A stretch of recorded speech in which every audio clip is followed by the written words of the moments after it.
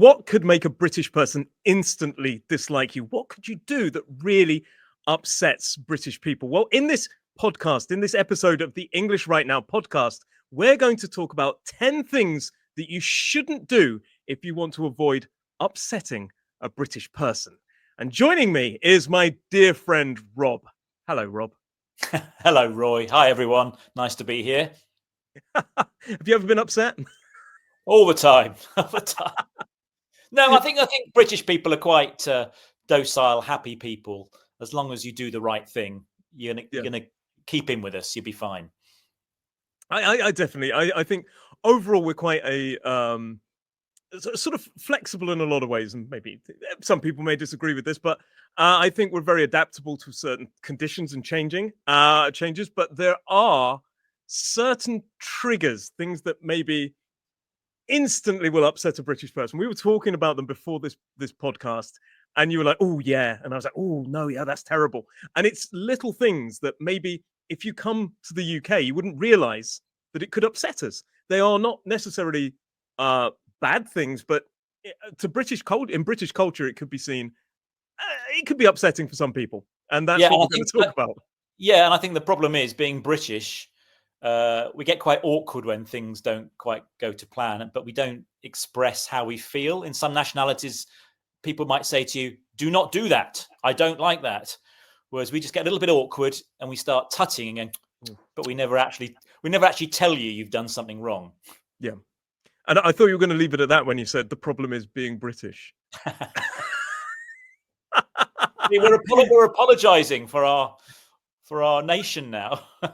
I'm sorry. But that's what we do best, isn't it? We apologize a lot. But sorry. Let's talk about the first thing that you think could really upset somebody. What's your first choice? Oh, well, I think the most obvious thing is jumping the queue, because we love to queue. Even if there's not a queue, but we see some people standing around, we think, oh, there's a queue there. I might join in and see what's happening. But no, we like to form an orderly queue. So therefore, if you jump the queue, we get annoyed and angry and frustrated. Yeah, I totally agree. There's a book by Kate Fox, brilliant, called Watching the English, talking about sort of a socio-anthropological study of the British people. And it says, even if there's nobody at the bus stop, a British person will go to the front and form an orderly queue of one. It is absolutely so important to queue, to stand in a line. And it's so special. The Americans call it a line. We have a word for it, to queue, or a queue, which is a ridiculously long word. It looks like Q-U-U-U-U, but we say a queue. And there are social studies, you're right, where people form a queue to see if British people will just stand in it. It's unusual. So you talked about jumping the queue. What do you do when somebody jumps the queue? What do I do? Yeah. Well, I say, being very British, I tut and I look at other people and go, oh. But of course, I never say anything. No.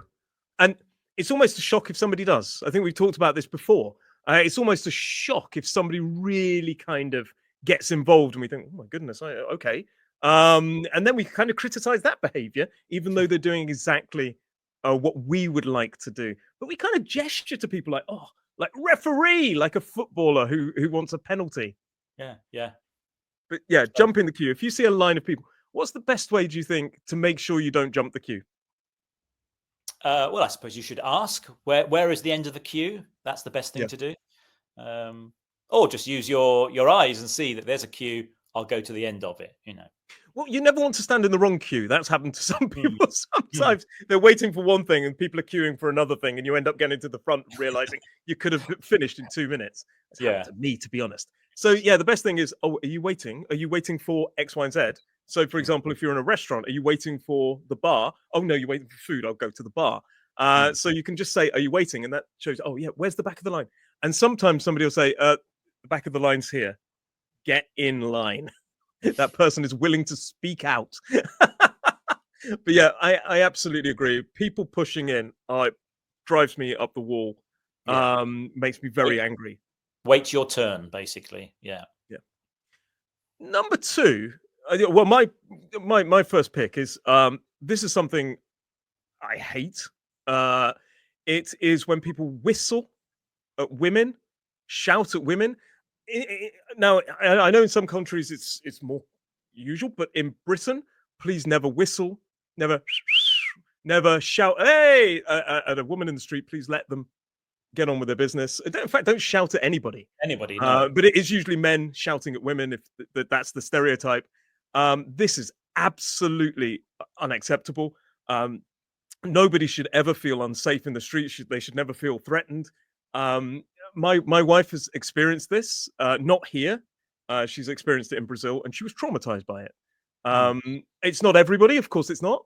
But what I'm saying is, please never whistle at a woman. Don't shout at them. Don't kind of, yeah, interfere with a person. Basically, in the street, don't interfere or interact unless you really need to. But certainly not in that way. What would you agree with Yeah. this? Yeah, absolutely. This is something that I think in the past did happen, but I think we've been kind of educated and we understand to respect everybody, and and don't do to somebody what you wouldn't want to happen to you. So Yeah. be respectful, be mindful, and don't make people feel awkward either. So yeah, it's completely wrong these days, I'm glad to say. Yeah, I've seen it happen, and I think, I mean, some I've seen British people do it, and I think you judge them for being uneducated, rude, generally bad people. I think that's the feeling for shouting at somebody, like, and it's no, no, thank you.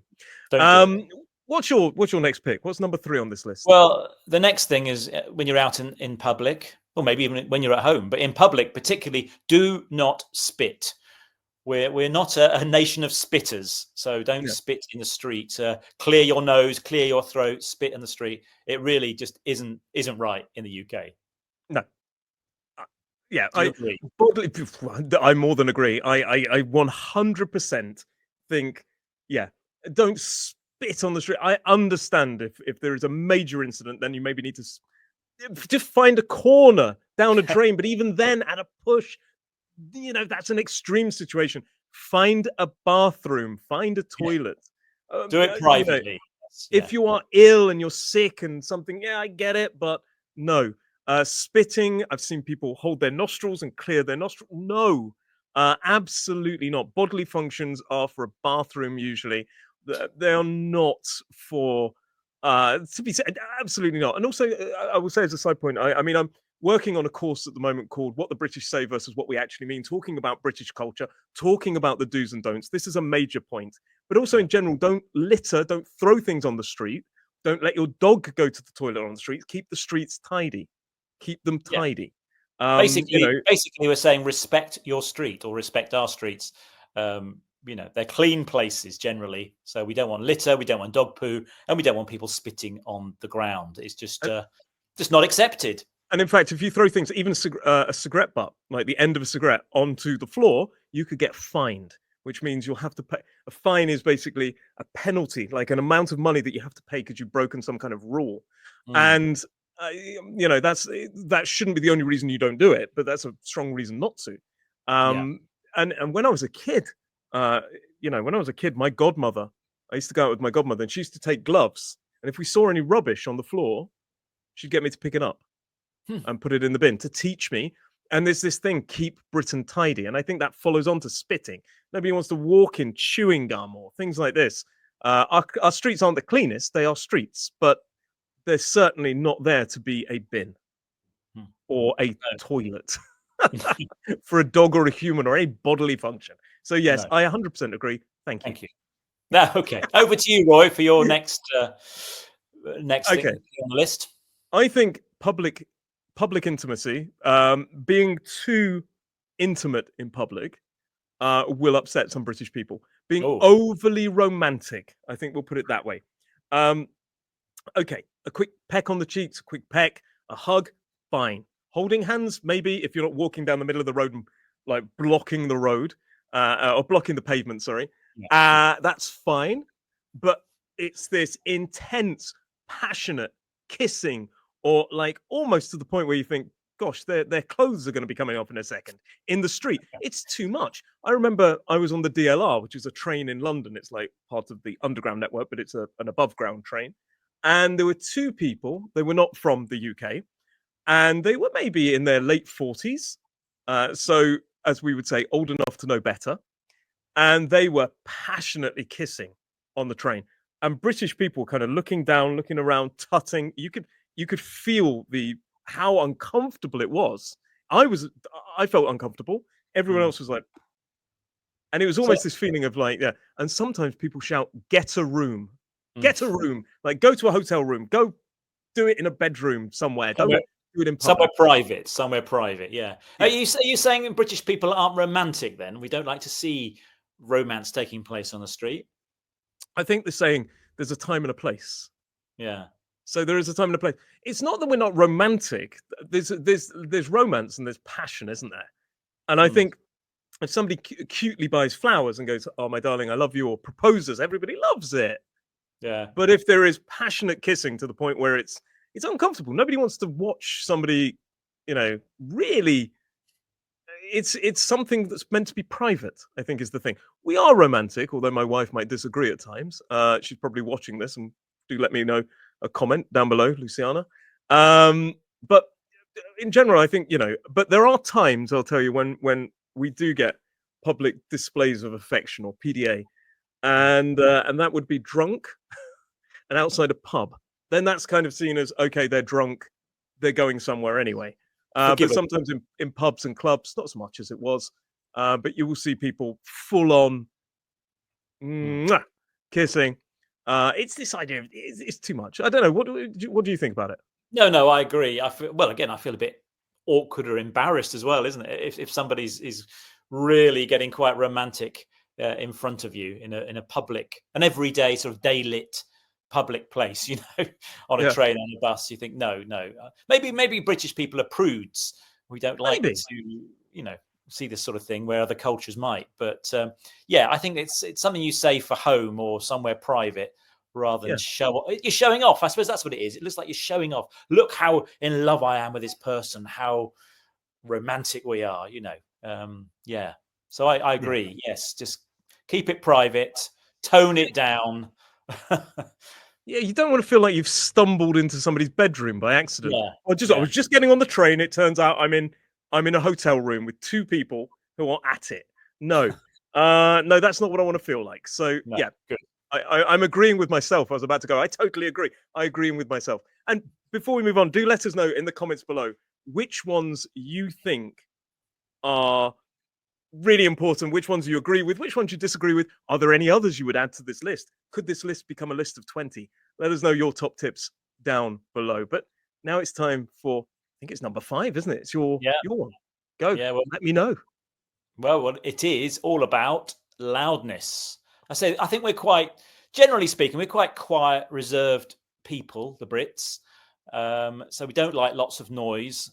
In the same way we don't like sort of outpouring of romance, we also don't like sort of too much noise and fuss going on. And this is particularly shouting a lot, people who raise their voices a lot. Okay, if you've got to stop somebody from running in the road, yes, you got to raise your voice or that. But in general conversation, don't raise your voices. Don't shout about things. And also talking about noise and loudness, we don't like lots of noise coming from your personal headphones. So on a train, if you hear that tinny, we don't like that. So keep the volume down. Keep everything fairly quiet and relaxed, I suppose is what I'm saying. No noise. We're not Yeah. no noise, but limited noise. Yeah. Yeah, you're right. I mean, it's this idea as well of talking over each other. Because if one person's speaking, then the next person having a conversation, everyone has to increase in volume. Nobody wants that. So it's probably about being listened to as well, which is probably important for a lot of cultures. But not talking over, not too much noise, not an invasion of your kind of it's like an invasion of personal space, but you're hearing Mm. space.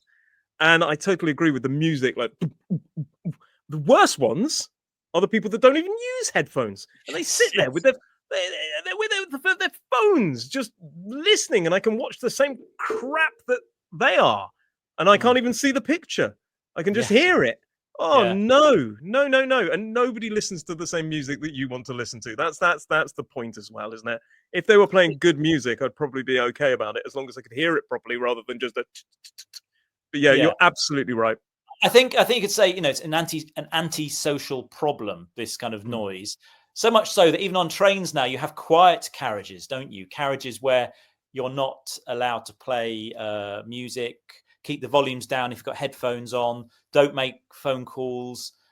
You can sit basically in relative quietness on a train if you go to that designated carriage on a train, because we like a bit of peace and quiet, don't we? Well, this is something interesting because we were talking about comedy programs in a recent podcast, and we were talking about the TV series about what's it called? The one where he spoke very loudly on the phone. Oh yes, a guy called Dom Jolly, and he would he had a Trigger Happy massive TV. phone. He had a Yeah. Trigger Happy TV, and it was this idea. And he used to stand there with this massive phone and go, "Hello, oh no, I'm on the phone. I'm in London," and it's that as well. That was funny because it was painful. These people talking on the phone. Yeah, no, no, no. It's like, no, don't. Like, if I'm on the phone, if I'm on the train and somebody rings me, I either go, "Hi, yeah, no, sorry, I'm on the Mm. phone," or "I'm on the train, sorry." Or I just don't pick it up and I text back and go, "Look, I'm on the train at the moment. Can I call you back later?" Because I don't want people to listen to my conversation, let alone destroy their day. No, and So you yeah, don't want to. I agree. You don't want to draw attention to yourself. You don't want people to look at you and see what you're doing. I say we're quite reserved, really, so we want to keep it quiet. yeah, I really agree. I'm going to say now as well. My number 6 is also about thinking about others, and it is lateness. Oh, Lateness. Oh, how much do you love people who are late? not much at all. No, timekeeping is very important. Yeah. I think punctuality is one of those things, particularly if you're working. You can't be late. Your projects can't be late. Your deadlines. If things are going wrong, you let somebody know. I think we've become less punctual to an extent thanks to the mobile phone, and it's one of my bugbears, one of my minor annoyances. But I think in British culture, punctuality. If I agree to meet you at 7:30 and I'm late even by 10, 15 minutes, I need to let you know. Mm. I can't just expect you to wait for me.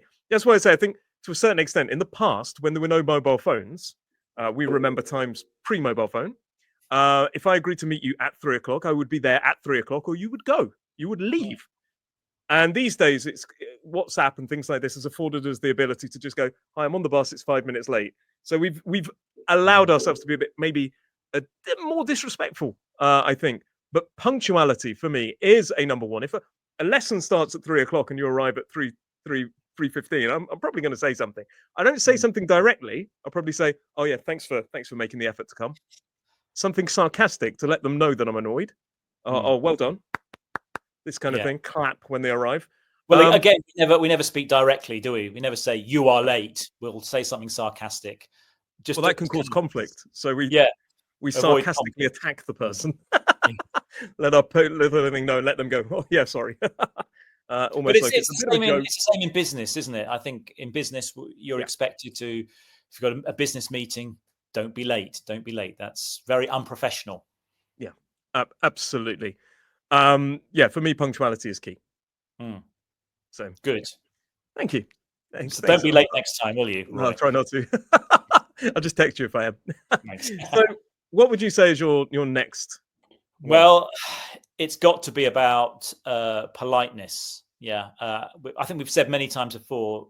In in Britain, we like please and thank yous and whatever What? you're doing. What? Yeah, uh, and yeah, things saying things like "excuse me" or that kind of thing. We're always polite, whatever the situation.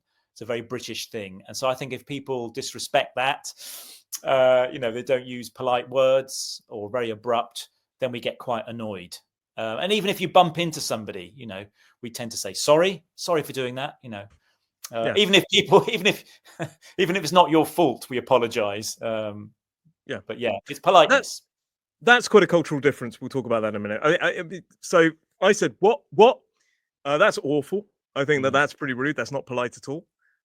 So if you don't understand what somebody said, wait and say, "Oh, sorry, what did you say?" or "Excuse me," or "Pardon." I was just doing that as an example. I saw your face go. The mixture of humor and anger was there. That what? My son says this sometimes, or he goes, huh? And I'm like, no, no, no, no, no, no, not not what, not these kind of noises. No. Um, my godmother and my mother and father, they always raised me saying, mind your P's and Q's. P's stand for please and Q's stand for thank yous, because it sounds like a Q. Thank you. Always say please, always say thank you. Even when we're getting off the bus, thanks, cheers. Cheers is an informal way to say thanks. Cheers, thanks, thank the bus driver. When you're crossing the road, thank you. If Mm, somebody stops for you, they have to stop. You should yeah. always say thank you. Always ask please. Oh, please, can I have? Please, may I have? Please, do you know? Please and thank yous. When people don't, it makes me feel uncomfortable. Mm, And like you say, sometimes we say sorry, even when we're not sorry. Um, Even when it's not our fault, we'll sometimes say sorry for the inconvenience of you being inconveniencing me. It's a weird cultural point, but yeah. yeah, it's a massive thing. And if you are not polite, like for example, you go to a bar and say, "Oh, I want 1 pint of beer," it's not going to go down well. Um, yeah, it's not going to be appreciated. We understand that if it's not your first language, yeah, but still, it's hitting that cultural thing. It's the same as sticking your two fingers up like this Mm, when you're trying to say two. Of course, this in the UK is quite rude. It is the equivalent of this. It is telling you something different. That is two. That is something very different. If I put my two fingers up, if I turn them with my palm facing out, that means two. If I put them with my fingers facing out, it means the same as one middle finger. F you. And if somebody says, "Oh, two coffees," just be careful. I know that it's probably not your first language. I know you're not being rude, but at the same time, it's going to make me instinctively go uncomfortable. And I think yeah. that's it with politeness. Use it. Use your please. Definitely Use use your it. thank you. You say sorry. It will get you a long way by saying please and thank you. Definitely. Yeah. Yeah. And a smile as well. Yeah. And no winking though. I wouldn't go winking. No, Okay. no, no. Yeah, it's a bit too cheeky, isn't it? Bit Now, too Roy. much. Now, Roy, please, could you give us your next choice? I would be delighted. Thank you for asking me. You're welcome. So trains, being on trains, and these people that take up multiple seats, they put their bags on their seats, or they sit like with their just bodies all over the seats, and especially during a busy time, Mm, when there are no spaces on the train, and you're like trying to sit down, and there's somebody there taking up space, or particularly, I think this is like train etiquette. This is what we're going with. mm, Um, not giving up your seat for an elderly person, yeah. especially if you're in the designated seat. But that shouldn't be the only reason. Again, if you see an elderly person struggling, holding on there, you should stand up for them. Yeah. Of Or a course, people who are pregnant on, woman as well. Yeah. but if you are, yeah, I find that. What do you think about this? No, absolutely. It's especially when a train is really busy and you're standing up and you can see somebody's just using a seat for their bag. It's so rude, so rude. But again, being British, we probably wouldn't say anything other than tut or Yeah, look annoyed. I've got a great story for you. It happened on the tube.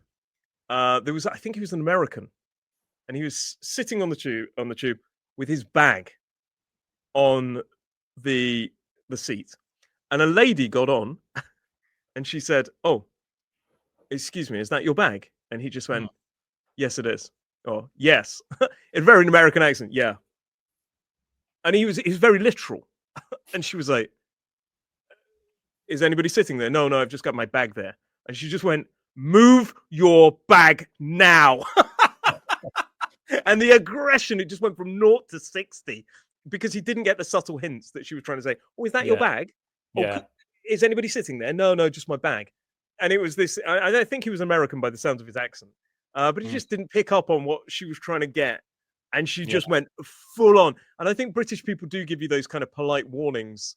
mm, They give you 3 strikes and then it's out. It's this kind of idea. Like that's a baseball term, actually, 3 strikes and out. But it's basically this idea that one time, okay, 2 times, all right, 3 times, I have to tell you the truth. I have to be mhm, direct. We don't like to go to direct; it makes us too much. But yeah, yeah, ever seen yeah. anything like that? I've seen it happen quite often, actually. I would say my advice is read the room or read the carriage. Look around. You can see people are standing up, particularly if there's an elderly person or a pregnant woman. Move your bag. do not cause awkwardness again. Who back to that word awkwardness? Just be polite and be helpful. Yeah, I do agree. So now tell me, what is your number 9? Well, your next one on the list. There's no Yeah. order to these annoyances. There's no order, No, although probably whistling at women should be number 1 in terms of my opinion. yeah. Don't do that ever. But yeah, what would your next one be? Well, you talked about train etiquette, really, about how you should behave on a train. This is about driving etiquette and about how you should drive. We have lots of rules on the road. We even have a booklet called the Highway Code that tells you how to drive and what the rules are. But not everybody follows the rules, even if they've passed their driving test. One of the most annoying things, if you're on a motorway, the fast roads, is staying on the middle lane. You've got 3 lanes of traffic. Somebody sits there in the middle lane, obviously not parked. They're moving, but quite slowly. Yeah. The rule is you should always keep to the left-hand side so other people can overtake, because you're not in this country, you're not allowed to undertake. In other countries, you can move on any lane, can't you? But the idea in the UK is you can only overtake, not undertake. So if somebody's go stuck around there the right of the car, isn't it? Yeah, go around the right side. Yeah, that's right. If somebody's stuck in the middle, what can you do? Or even worse, if they're stuck in the outside lane, the fast lane, just going along slowly, you can't get by, and everyone gets really angry. Then they start flashing their lights, or driving really close to the back of you to make a point. So it's about following the rules of the road, because we're quite generally, I think we're quite safe drivers in the UK. But when people don't follow the rules, then everyone gets a little bit angry, which can lead to accidents, of course, as well. Yeah. Hogging the middle lane. Hog Mm. is when we sit in that little lane and just let people come up behind us going fast. Oh my goodness, I totally agree. Or another one I was going to say is blocking a junction as well. When the traffic's queued beyond the traffic lights, and you join the back of that queue, which means people can't cross the junction.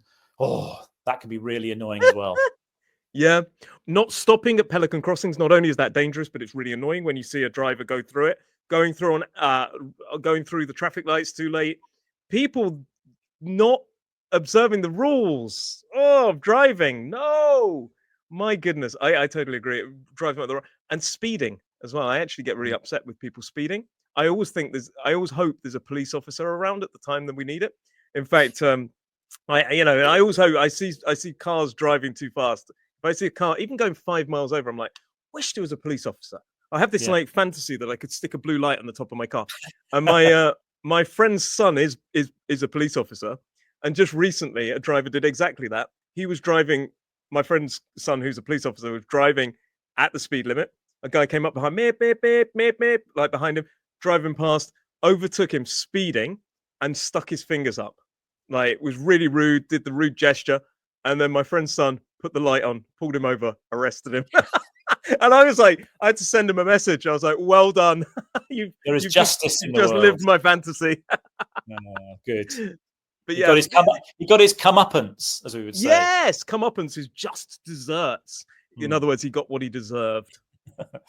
But yes, drive safely. I think if you're new to driving in the UK, the good thing is to perhaps look up what the road rules are, and keep everybody happy. The other thing I think is, even if it isn't dangerous, being very British, we just don't like people breaking rules and breaking the law.